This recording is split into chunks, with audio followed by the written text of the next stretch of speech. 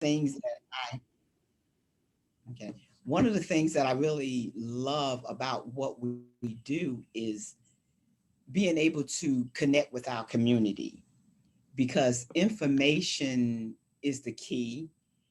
Um, as my pastor says, Pastor Rosie O'Neill, she said, I wish I would have, could have, should have is the saddest song that anyone can sing. So just having information is the key factor, and not just getting information, being able to um, pass this information on with the application part. A lot of times when people think of healthcare power of attorney or the advance directive, it goes simultaneously. So when you hear people say healthcare power of attorney, it's the same thing as the advance directive. One of the things with that is sometimes in society we make things more complex, um, especially if it has some legal terms with it. When the advanced care was first created, it's been many years ago, but when we used to do it at the hospital, it was so cumbersome. It was like maybe 8 to 10 pages, and that's just difficult. And it was just something.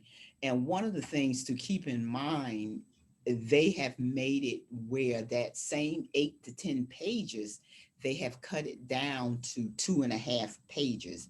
So one of the things about the advanced care planning, and which I would call the healthcare power of attorney, is just having a document, just a simple document to speak for you if you cannot speak. And people, they get afraid, just like insurance policies. Some people feel if they get an insurance policy that they're going to automatically die. So, and it's a myth with this. One of the things, you want someone to be able to speak for you in the event that you can't. And some people may say, hey, I'm pretty young. I'm 20, I'm 30. I don't really need it.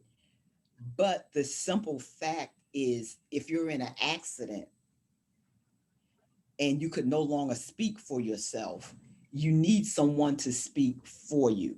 So it's not just with age, it's with being able to take charge of your life. So, with the advanced care and the healthcare power of attorney, we get in situations at the hospital, and Raynard can tell you, and Reverend Faircloth can tell you, it's a lot of things that go on at the hospital.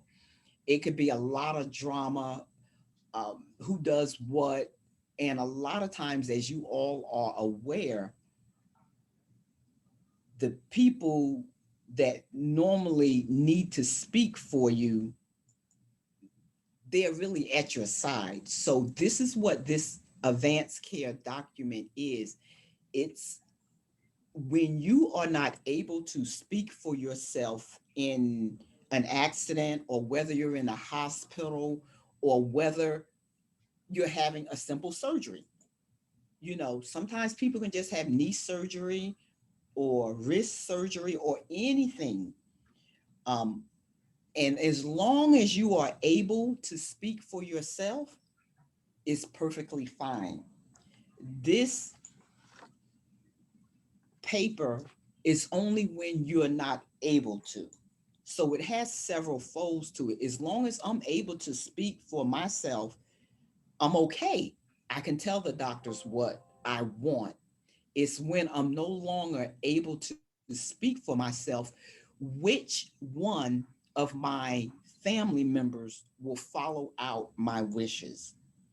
Um, for example, like I mentioned before, if someone's in a car accident and you could no longer speak for yourself, and sometimes, college students and their parents may be several states away, you may want to have maybe a loved one, a friend, that says, okay, this is what I want. You're telling the family member or the healthcare power of attorney what you want.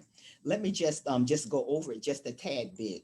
Um, the healthcare power of attorney is known as, some people call it the durable power of attorney, but this is a document that you name someone as your healthcare agent. Someone. Now, though you can have several people, it will be that one person, and then you can have a person up under that person.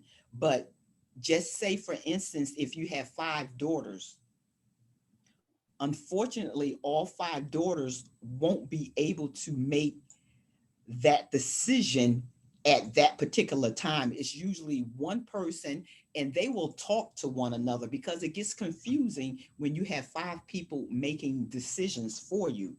Normally, you find that one that will follow. Sometimes your family members are a little emotional, just like my oldest son. He says, "Ma, I don't want to make any decisions for you." And my husband, he just rolls with the flow, whatever. I don't think he's going to know exactly what to do. So I have to put something in writing. Okay, if in the event I become unconscious, or I'm at end of life, and I can't speak to the doctors, I want my advanced care directive mentioning what I want. So that's the crux of it. It will mention what you want, but as long as I'm able to talk to the doctor, I'm okay. It's when the event that I can't.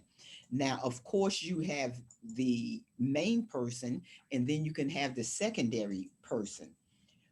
Normally, the main person makes the decisions, but sometimes if that main person is not available, they will go down to the second person. But normally they have gotten together, just like my brother and I, where I'm number one and he's number two. If they can't get up with me, they're going to try to get up with him. So just keep in mind, you don't need a lawyer to fill these out. It's just a safeguard. So, in other words, if we don't have a voice at the doctor's office and at the hospital, they will have that voice for you. So we don't need to make it complex. So it's just having someone to just kind of be there for you. So you have that healthcare power of attorney. That is naming someone to make a decision. And then the living will, people tend to get that one confused, because usually when you hear about wills, you think financial. The financial aspect is not this one. That's the will. That's the financial will. This is the living will. So, in other words, you have the healthcare power of attorney and you have the will, and it's both kind of in this package. I don't know if you kind of see this package right here. What I'm going to do is send some of these packages, and you can kind of look at these and just kind of go through it, and it's going to say the same things that I'm saying. I don't want to bore you with a lot of logistics when you can kind of just look at this, and it has the questions in it. It tells you the difference between the healthcare power of attorney and the living will.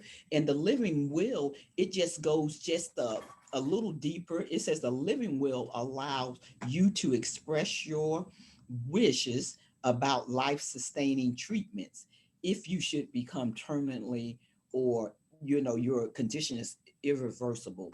So sometimes a lot of people just have the healthcare power of attorney, but then sometimes, like the will part to my healthcare power of attorney, I said to my family, if I'm on conscience and it's no way I'm going to pull out of this and I'm in a vegetated state after so many days, I don't want you keeping me on life support for a month. After so many days, um, if nothing is working in my body and I'm just laying there in a vegetated state, I said, after a certain amount of time, I said, this is what I want. So I let my healthcare power of attorney know, but I also wrote it down. So This is what you have to talk with your family about. So I just wanted to let you know that's the difference between the healthcare power of attorney. You're naming healthcare power of attorney, you're naming one or two people, and you can put more in case um, some of the main ones are not there. The living will is where you it's specific things. And in this package, again, it's gonna give you some examples, okay?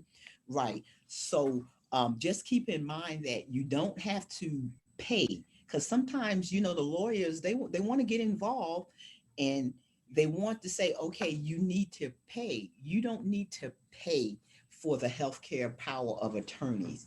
Um, the only thing you need is two witnesses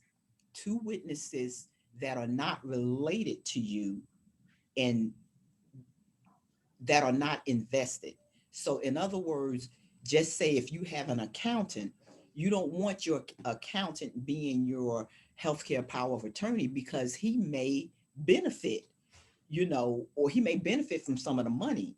So you want to be careful with that. And it's just the simple things. Just so keep in mind that just give you the definition, and we know we've all been in a lot of meetings, and I definitely don't want to bore you all. I just want to do little bits and pieces at a time, because what we would do at the hospital, we would just give people some information, let them go home and begin the conversation. That's the hardest part, is beginning a conversation with your siblings, with your children, with your husband, because in life, when you begin to talk about insurance and healthcare power of attorneys, family members tend to say, okay, mom, is something happening with you? Do you have something going on that you haven't told us? So families get a little afraid, but when you just let them know, hey, I just want to get things in order. And they begin to say, thank you for the gift, mom. Thank you for telling us what you want. And the main thing is that you want to find someone that will be able to follow your wishes. I've seen times where you have the healthcare power of attorney, and the patient, just say this is an example, that the patient may be 90, 91, 92, 93, and they said, honey, when it's time, just let me die naturally. I don't want to be hooked up to life support, respirators. I don't want to just lay there. So a lot of the family members, they begin to talk to us. They see shows on TV. I don't want to be like that when I die. Just let me go. They're talking to us, but just talking to us is fine. But until we get it in paper, that's where all the friction comes in, because the person that you tell will follow your wishes, but it's the ones that don't know. So just let me give you this little definition right here about advance directives. It is a legal document. Can you go across state with it? Can you go to North Carolina, South Carolina, California, Virginia? Yes, it's a legal document accepted in all states.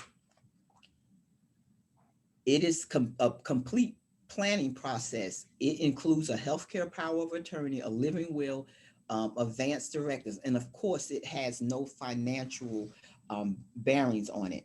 Like I said, just look at the document. It is two parts, but a lot of times people may just have the healthcare power of attorney. That's saying, this is what I want. And so just let me just give you an example of the 8 pages that just turned into 2.5 pages. So basically, it will just ask you your name. And just like Reverend Faircloth mentioned, when you get these forms filled out, you don't want to just lock them in a safe and that be it. So I don't have anybody on this side. Oh yeah, there we go. He has it right there. Good. So you don't want to just lock them in a safe and nobody knows, because it's just like anything else. You have an insurance policy. If nobody knows after you die, that's just it. So you have the healthcare power of attorney, and you see that top line right there. Can you all see that? Mm-hmm.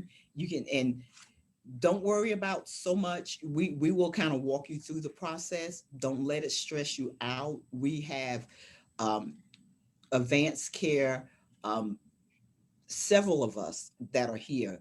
I was fortunate enough to go to Wisconsin to get my training. So I'm one of the instructors. So again, don't stress out over the form.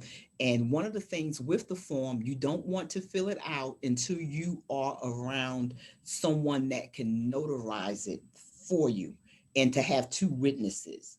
But again, we can help you with that.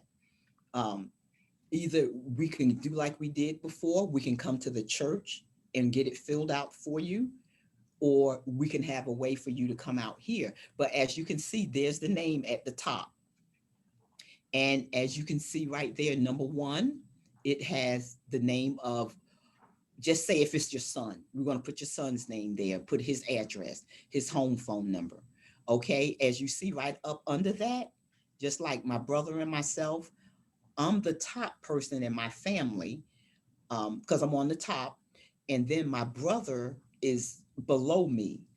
So therefore, they're going to kind of look for me at first, but then if I'm not there, they're going to check with my brother. But they have to really get my permission. They don't. You don't want to just go from that person automatically down to that person if they're not. Just say if they're not talking. If you have two people, siblings, and they're not talking, you might want to just do a little digging because sometimes that second person can supersede that first person if that first person is not aware. So you want to make sure the people that you choose are on the page. So it says right there, if the person is unable or unwilling to serve as healthcare power of attorney, that person goes next.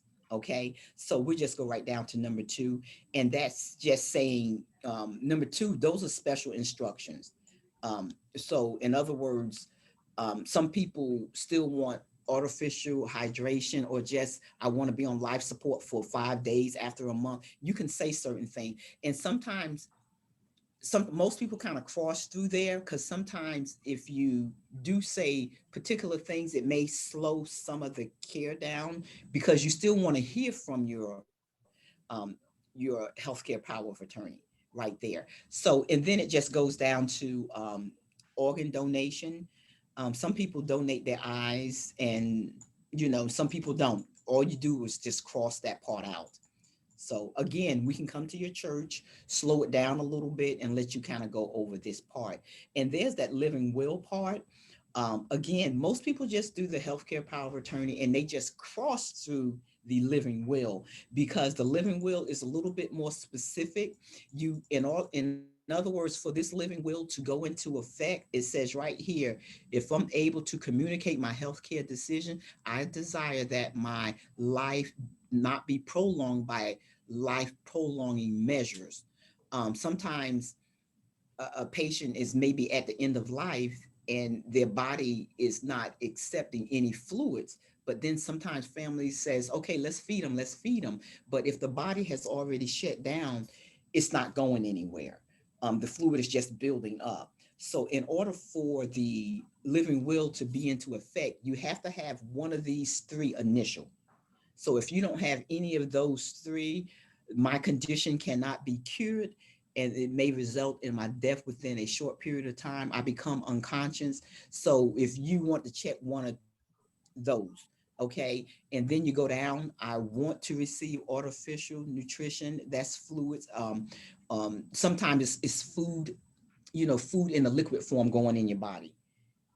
Sometimes it helps people, and sometimes when you're at the end of life and you're in a vegetated state, normally that do not help. So I just wanted you to kind of look over that and just kind of basically kind of see. A lot of times people just kind of cross through that because it just gets too complex a little bit. So I just wanted you to know. So down there at that number 5, it lets you know right here if they're appointing the health care that's in A is similar to the document, and the healthcare agent gives instruction that differs from that will. Because sometimes, like I said, you may pick someone, just say if I pick my son and we get along really good, but just say if 4 or 5 years we don't get along, and I said, son, I don't want to be on life support. I'm 92. I don't want to be on life support.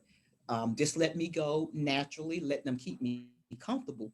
but he may see a different kind of gain in saying, okay, let's keep mom alive as long as we can. Let's keep her alive. Even though I'm dwindling away, and my body is just deteriorating, he may say, let's keep it going, let's keep it going. And sometimes guilt jumps in when you are not doing what you should do. Then you come at the end and you want to fix everything. A lot of times our loved ones talk. We just got to listen to them, and not only listen to them, we got to be able to put this in writing. So right here, it says, follow the living will, or follow the healthcare agent. So when you put specific things down for the living will, as you can see, that gets a little bit more complex. I just kind of cross that out and I say, okay, I trust my healthcare agent. I want you to follow him. So that sometimes people just put that, maybe touch bases with that. Okay. So again, we will slow things down for you. It's a lot better when you can see it and we're there with you. Okay. We just want to give you a quick oversight. Okay. And that last page right there, this is, like I said, this form is so much better than the 10 and 12 sheets we had. As you can see, it's just 2.5 pages. You would, we would put your name right up top, and you would have your signature. And of course, we would have the two witnesses that are not related to you. Two witnesses. And then this makes it official. It's simple. It makes it official. Um, and you want to make several copies. You never want to give the main copy to your doctor's office. You want to make several copies. And how long does this stay into effect? As long as you want. Just say, for instance, and I know I keep talking about my children, if my son is there and we get along pretty good. But just say if he just decided to go into another world, into another atmosphere, and he doesn't act like my son anymore, I might need to take him off of it. And I might need to get someone that has my best interest.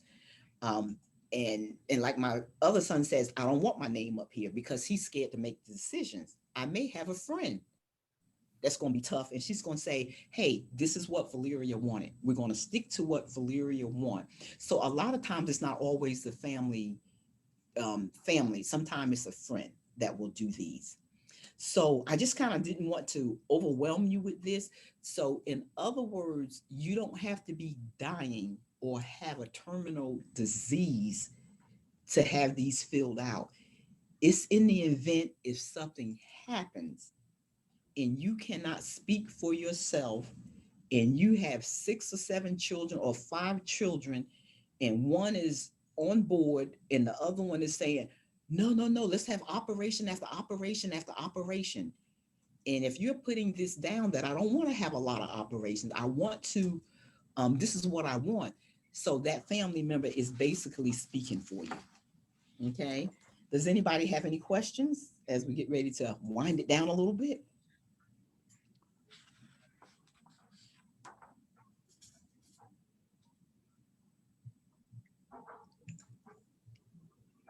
I have a question. Anybody have anything? Yeah, I have a question. Yes. If you did this was given to the hospital, now with the way they do the computer and stuff now, the information in the computer, is it also if your doctor office can also go in to my record there at the office and Right. see that form from the hospital?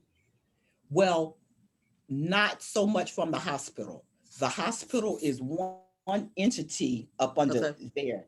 You would Uh-huh. want to bring one to your doctor's office so that they can scan it in, and you would want to from the hospital. Now, if your doctor is connected at the hospital, then he may be able to see it once he's able to go into your records. Okay. But just like if it's a doctor at ECU, until they all get together and it's a part of the team, Mm-hmm. other than that, they won't be. If it's just the doctor, just say the one of the regular doctors, he won't be able to see the record, not unless he's on staff at the At the hospital. hospital. Okay. Right. So that's why it's mentioned in here to bring one. Let me see. Right here, should my um, healthcare power of attorneys be at my doctor's office? They would want you to bring one for your doctor's office, keep one in your glove compartment.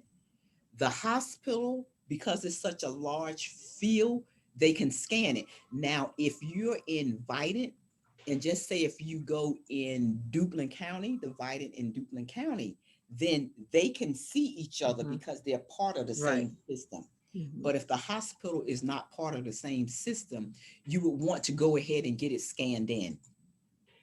Okay. And it can stay there and you can change it.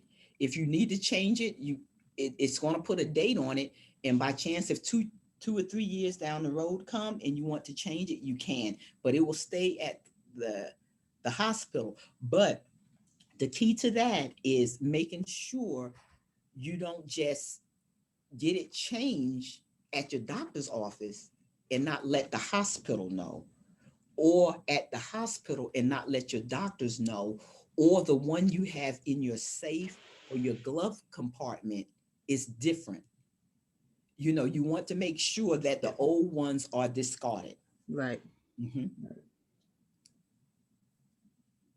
Also, is the family members, the one that you appoint, um, for your advanced director, they have to have a copy also, right? Well, it's up to you whether you want to give them a copy. I think it's always helpful, just like with my son. Mm-hmm. I went ahead and I made a copy, and I have several copies at the house, and I scanned the copy and I gave him a copy. And then I even gave my other son a copy just in case something happens to all of us at one time. Right. Somebody else is going to have a copy, Okay. right? And so keep in mind the person that you will um, ask to be your healthcare power of attorney, they're going to be on your side. So they're going to be okay with having a copy. And as a matter of fact, they're going to thank you for giving them a copy because they're speaking for you, and you already have what you have written down. So they're just basically following your wishes. Okay.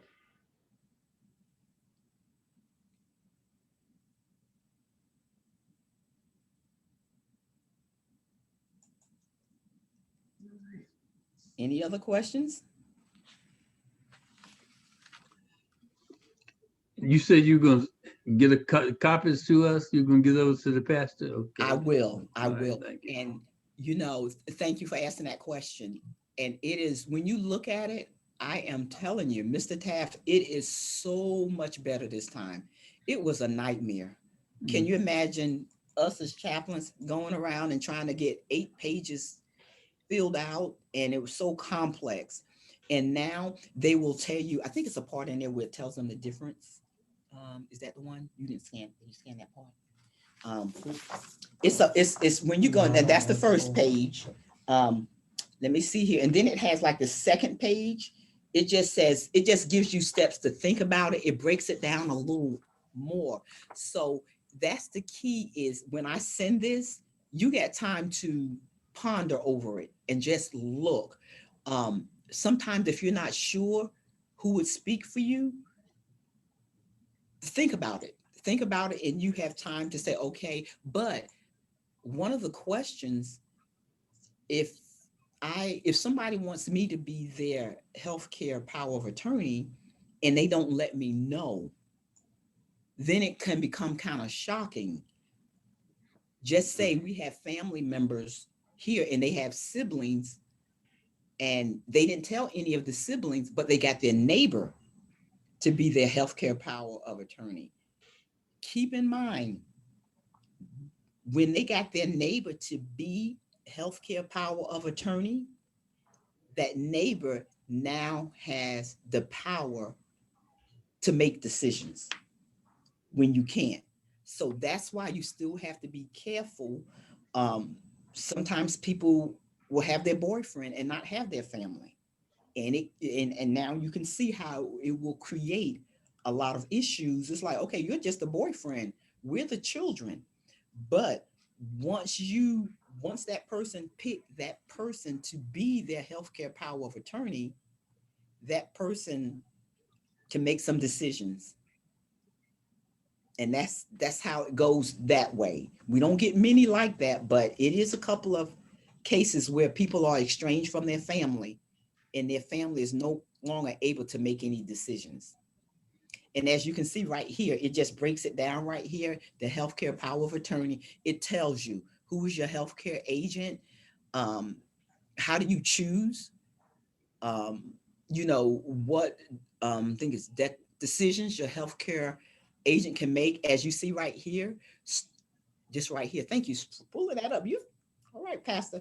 Okay, starting and stopping and prolonging life measurement. So that person can, they got the power to do some things. Decisions about your mental health state.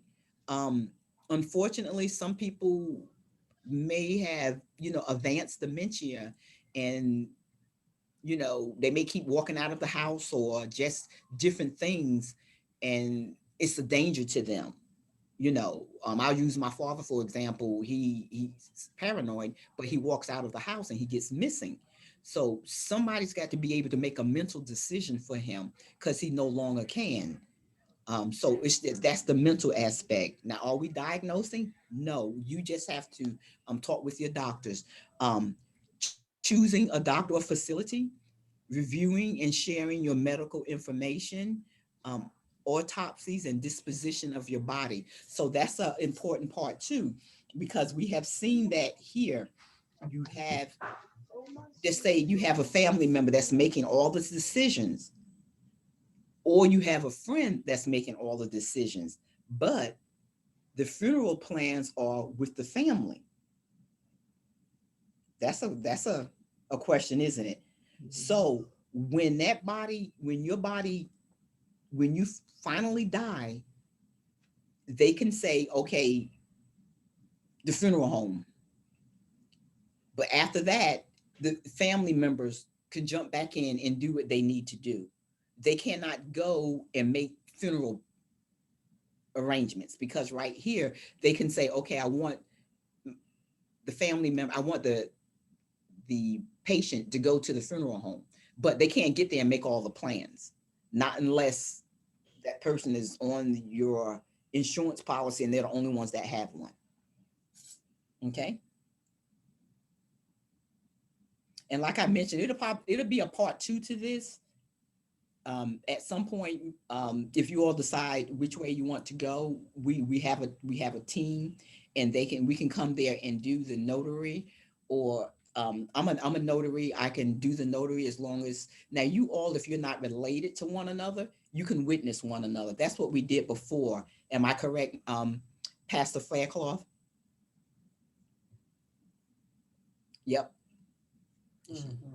Yep, that's what we did before. We had a couple of people that wanted to get this completed, but they had a couple of people in the church that was able to do it.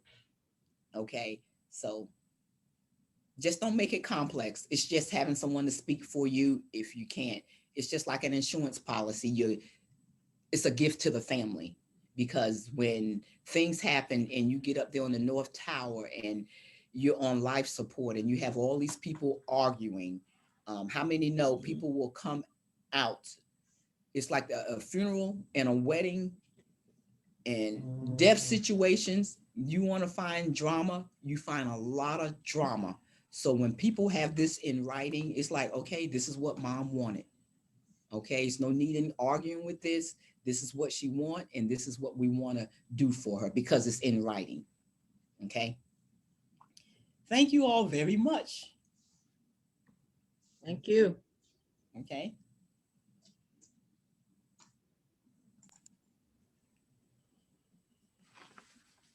Y'all have anything else?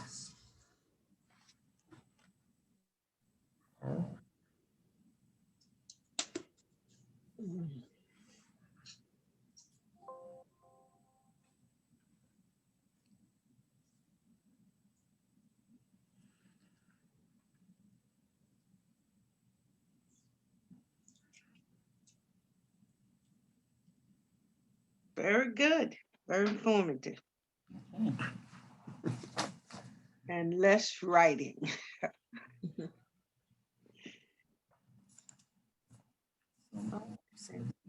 Um,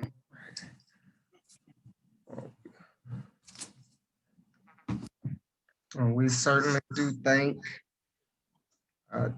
Chaplain Veleria Holloway for her expertise and updating us with all of this information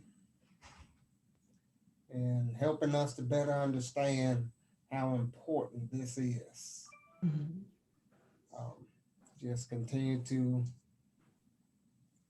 ask those questions, have those conversations with the family. Because it does make a difference. Like I said, at the end of that time, that is not the time for all that drama. Time for us to begin that process of dealing with all of the grief, the sadness, and being supportive of one another. Because that's the only way we can get through those things. You know, death is inevitable and it's a hard thing to deal with, but when we understand it differently, it is that life cycle. It is of God, and we do have family to lean on to help us to get through it. But everybody has to have that understanding as well. And this advanced care planning is part of that process to help everybody come to that kind of an understanding. And even still to deal with it at the end to where that's what they wanted. So, you know, That's the key. That's what they wanted. And we just have to find our ways to deal with them being gone from our physical life. Because I remind families and all the time that, you know, the life that we've lived with them and shared with them is going to always be with us. We're just not going to be able to hold them. Yeah. So thank you all for joining us today. And Thank you. you can always reach out to us and we can make all of those connections available for you to get advanced care planning completed. Yes. Thanks again, Chaplain Veleria. Thank you for inviting me. Yes. Thank you. Thank so you. much. All right. Thank you. You. Yeah. And it's good to know about the upgrading and downgrading, I would say, and the lesser paperwork. Oh my God. It's amazing. Yep. It's non-threatening.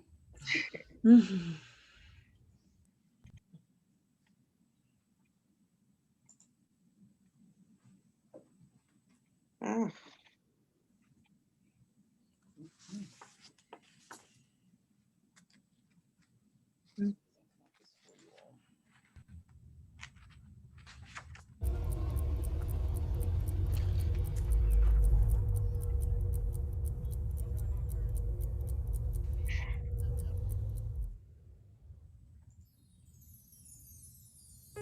When we use our lives to bless others, it makes the world a better place. So I reached out to some of my friends that I know have blessed the world to encourage you to find a way to bless somebody else. Bless somebody else. Sing, Miles. I know.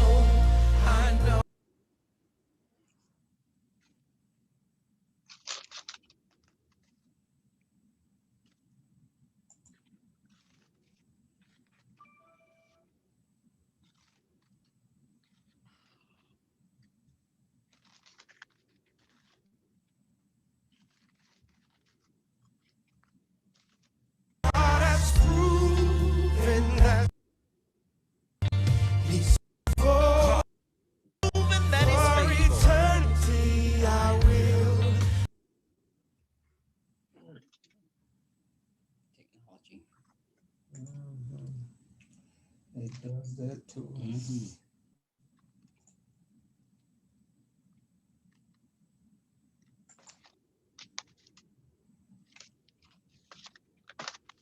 I'm glad you had pulled it up.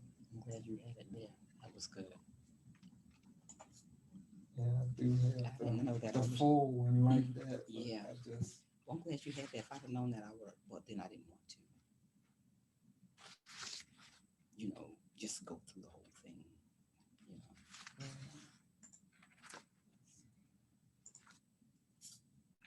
So leave this. Everybody still there? I'm gonna go. Can I go and get? We can go and get the copies. Okay. all right.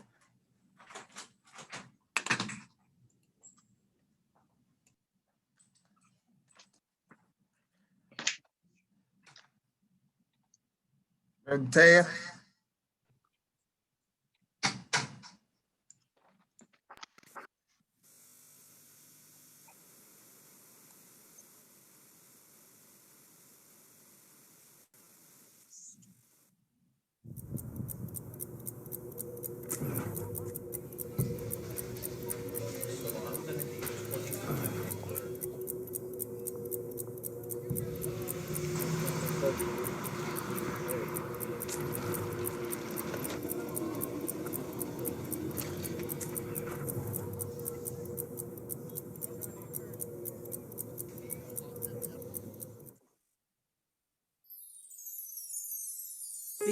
When we use our lives to bless others, it makes the world a better place.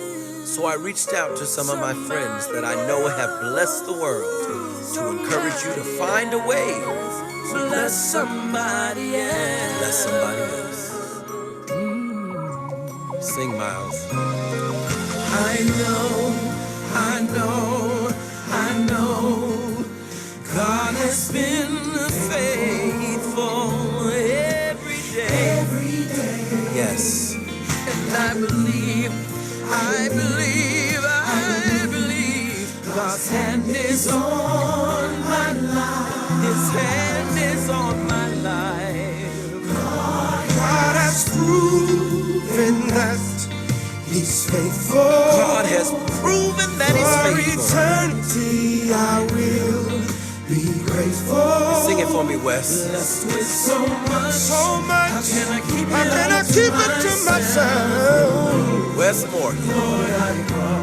Every time you bless, I'm gonna bless somebody else. Here we go. I gotta bless. Fred Hammond, y'all. Somebody else. Just because the Lord bless me, help me to bless somebody else. Lord, I wanna be blessed. Thank you for your music, Fred. You have blessed us all. Because I'm blessed. Because I'm blessed. The one and only Faith Evans. Somebody else.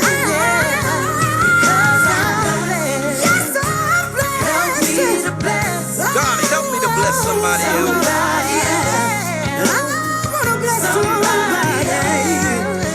Bless somebody else.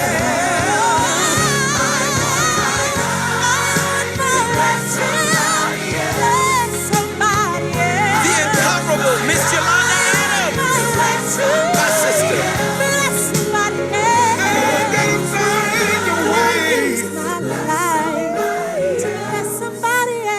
Oh my God.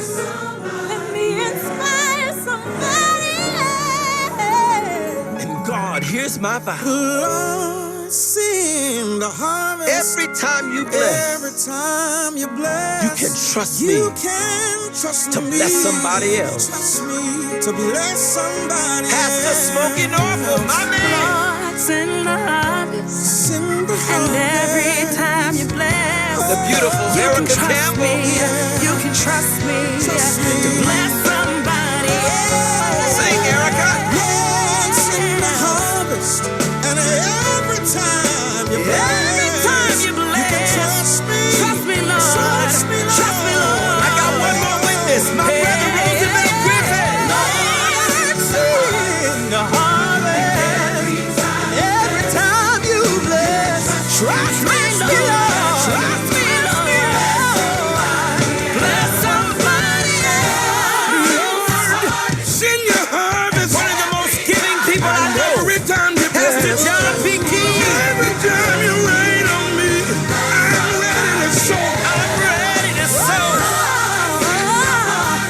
time you bless me. That's my niece, Chaplain Carr. Now reach on my hand. I'll bless Tell your somebody. testimony, Bishop Morton. Because I'm blessed. Help me.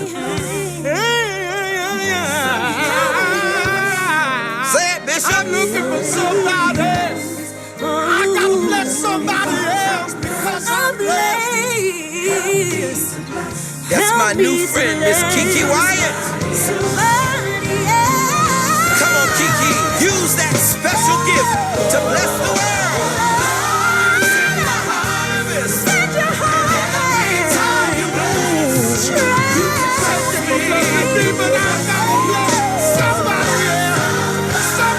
Find a way to bless somebody else and get ready for your harvest.